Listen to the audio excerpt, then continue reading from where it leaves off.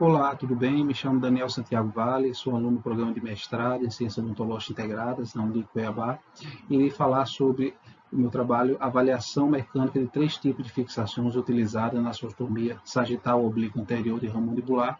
Esse trabalho foi orientado pela professora doutora Helena Baixa Lopes.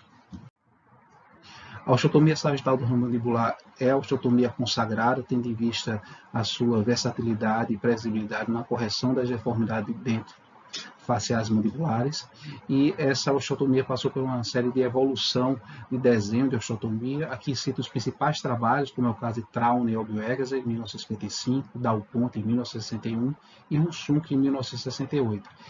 No entanto, essa técnica possui desvantagens e desafios no que concerne a alterações sensoriais a nível do nervo alveolar inferior e também fraturas indesejáveis. Então, atualmente tem sido advogado técnicas cirúrgicas menos invasivas, com osteotomias mais curtas, proporcionando assim menores complicações trans e pós-operatórias. Vale salientar a evolução dos materiais de osteossíntese com o surgimento das placas parafusos de titânio, permitindo assim mais segurança na realização de osteotomias mais curtas que tenham menor contato ósseo. Então, aqui no nosso trabalho, nós vamos trazer a osteotomia sagital oblíqua anterior nas nossas amostras, por permitir justamente essa divisão óssea mais naturalmente resistente, menor chance de fratura desfavorável, manutenção no contorno do ângulo da mandíbula, versatilidade, menor injúria ao nervo alveolar inferior e menos interferência óssea. Bem, o objetivo do nosso trabalho justamente é realizar um estudo in vitro que avalia a resistência mecânica desses 3 tipos de fixação interna no avanço mandibular de 8 milímetros, com giro do plano oclusal no sentido antehorário de 6 graus, utilizando essa osteotomia sagital oblíqua anterior. Em relação a materiais e métodos, vai salientar que foi utilizado as mandíbulas de poliuretano rígido da empresa nacional Ossos. Elas não possuíam mandíbulas com esse tipo de desenho de osteotomia, então nós tivemos primeiro que fabricar essa osteotomia numa amostra e enviar novamente para eles que eles pudessem replicar em 21 amostras, que foi o nosso N, né? Aqui a gente vê as guias de acrílico que foram utilizadas para estabilizar essas mandíbulas cultos antes de fixar. Isso aqui já feito o avanço, né? O avanço de 8 milímetros com o giro antehorário do plano oclusal de 6 graus. Bem, todas as mandíbulas foram fixadas com placa parafuso da empresa Medical Fix, sistema 2.0, onde nós dividimos em 3 grupos. No grupo 1, cada uma com N de 7, né? No grupo 1 foi fixadas com 3 parafusos bicorticais posicionais na borda superior. No grupo 2, fixação com sistema híbrido, com uma mini placa e um parafuso bicortical posterior.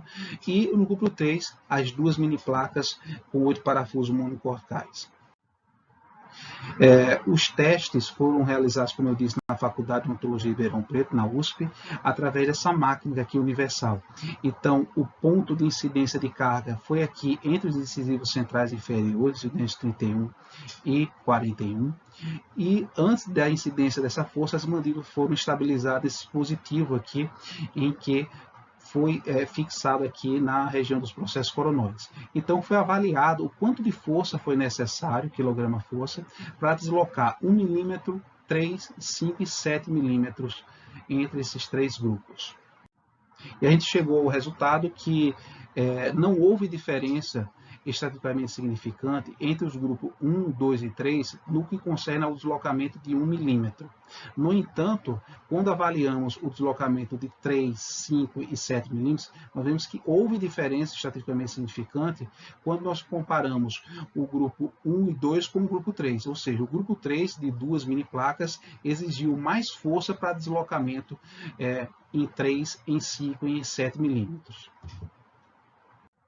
Bem, a que conclusão chegamos? Que, considerando que o deslocamento de 1 milímetro já é considerado falha no sistema de fixação, as vantagens técnicas que nós temos em utilizar 3 parafusos bicorticais e a fixação híbrida, o melhor custo-benefício, tendo em vista que é mais oneroso utilizar 2 mini placas, o menor risco de complicações, tendo em vista o menor chance de lesionar o nervo alveolar inferior e o protocolo de cirurgia invasiva com menor descolamento, incisões curtas, nós vemos que tem mais vantagem utilizar então 3 parafusos bicorticais ou o sistema de fixação híbrida em relação às 2 mini placas.